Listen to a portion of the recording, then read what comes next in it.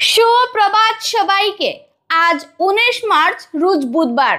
দেশ বিদেশের আজকের সকালের বিশেষ বিশেষ খবরগুলো হলো: পবিত্র রমজান মাসে গাজায় ইসরায়েলের ভয়াবহ হামলা, 404 জন নিহত, আহত শতাধিক।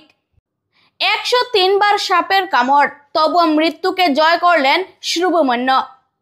ফিরে আসার পর আপনাকে ভারতে দেখতে চাই, সুনিতা উইলিয়ামসকে মোদির খোলা চিঠি। শিলচরে রামকৃষ্ণ মন্দিরের উদ্বোধন, উপস্থিত ছিলেন মুখ্যমন্ত্রী হিমন্ত বিশ্ব শর্মা।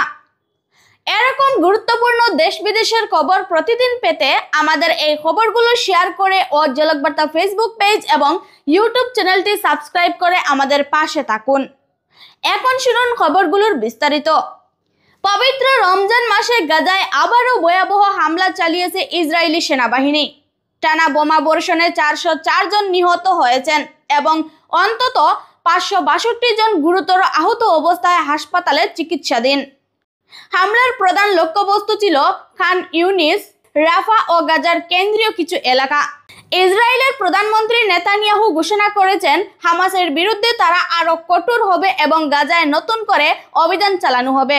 অন্যদিকে হামাস অভিযোগ করেছে যে ইসরায়েল একতরফাভাবে যুদ্ধবিরতি চুক্তি ভঙ্গ করেছে। গাজার সাধারণ মানুষ বর্তমান চরম সংকটে দিন কাটাচ্ছেন। খাবার ও চিকিৎসার অভাব তীব্র হয়ে উঠছে।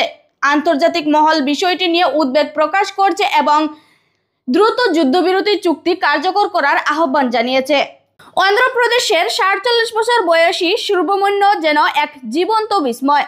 তাকে এখন পর্যন্ত 103 বার বিষাক্ত সাপ কামড়িয়েছে, কিন্তু তিনি এখনো সুস্থ আছেন। 18 বছর বয়স থেকেই তার এই অদ্ভুত অভিজ্ঞতা শুরু হয়। সাপের কামড়ের পর হাসপাতালে ভর্তি হয়ে সুস্থ হয়ে ওঠেন। আবারও কোনো একদিন সাপের দংশনের শিকার হন। সম্প্রতি মুরগির খামারে কাজ করার সময় তাকে আবারও একটি বিষাক্ত কোবরা কামড় দেয়। স্থানীয়রা দ্রুত তাকে হাসপাতালে নিয়ে যান, কিন্তু চিকিৎসকরা অবাক হয়ে যান, কারণ আগের মতো এবারও বিষ তার শরীরে কোনো মারাত্মক প্রভাব ফেলেনি। চিকিৎসকদের ধারণা, হয়তো দীর্ঘদিন ধরে সাপের বিষ শরীরে প্রবেশ করায় তার শরীর এক ধরনের প্রতিরোধ ক্ষমতা তৈরি করেছে। তবে বারবার সাপ কামড়ানো নিয়ে তিনি মোটেও চিন্তিত নন। তার ভাষায়, এটা যেন আমার জীবনেরই একটা অংশ হয়ে গেছে। মহাকাশ গবেষণায় অসামান্য অবদানের জন্য ভারতীয় বংশোদ্ভূত মহাকাশচারী সুনিতা উইলিয়ামসকে খোলা চিঠি লিখেছেন ভারতের প্রধানমন্ত্রী নরেন্দ্র মোদী। তিনি চিঠিতে উল্লেখ করেছেন, 140 কোটি ভারতীয় আপনার জন্য গর্বিত। মহাকাশে আপনার দীর্ঘ অভিযানের পর আপনাকে ভারতে দেখতে চাই। সুনিতা মহাকাশ থেকে ফিরে আসার পর তাকে বিশেষভাবে সংবর্ধনা দেওয়ার পরিকল্পনাও করেছে ভারত সরকার। মহাকাশ গবেষণায় ভারত ও আমেরিকার সহযোগিতা আরও গভীর করতে ভারতীয় মহাকাশ গবেষণা সংস্থা ইসরো সুনিতার অভিজ্ঞতা থেকে শিখতে চায়। প্রধানমন্ত্রী নরেন্দ্র মোদী তার চিঠিতে আরও উল্লেখ করেছেন যে ভারতীয় নারীদের জন্য সুনিতা এক বিশাল অনুপ্রেরণা। আসামের শিলচরে রামকৃষ্ণ সেবাশ্রমের শতবর্ষ উদযাপন উপলক্ষে একটি নতুন মন্দির উদ্বোধন করেছেন রাজ্যের মুখ্যমন্ত্রী ডক্টর হিমন্ত বিশ্ব শর্মা।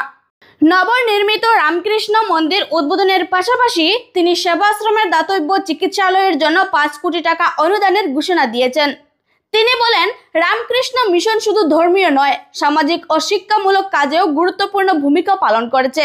তিনি বলেন, রামকৃষ্ণ মিশন শুধু ধর্মীয় প্রতিষ্ঠান নয়, সামাজিক ও শিক্ষামূলক কাজেও গুরুত্বপূর্ণ ভূমিকা পালন করছে।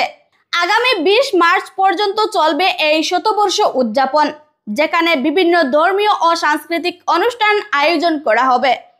মন্দির প্রাঙ্গণে বিপুল সংখ্যক ভক্তের সমাগম ঘটেছে, যা প্রমাণ করে রামকৃষ্ণের শিক্ষা আজও কতটা প্রাসঙ্গিক। আবারও বলছি, আমাদের ঝলক বার্তা ফেসবুক পেজটি ফলো করে এবং ইউটিউব চ্যানেলটি সাবস্ক্রাইব করে ও খবরগুলো শেয়ার করে আমাদের পাশে থাকবেন। আজকের খবর এই পর্যন্তই। ধন্যবাদ।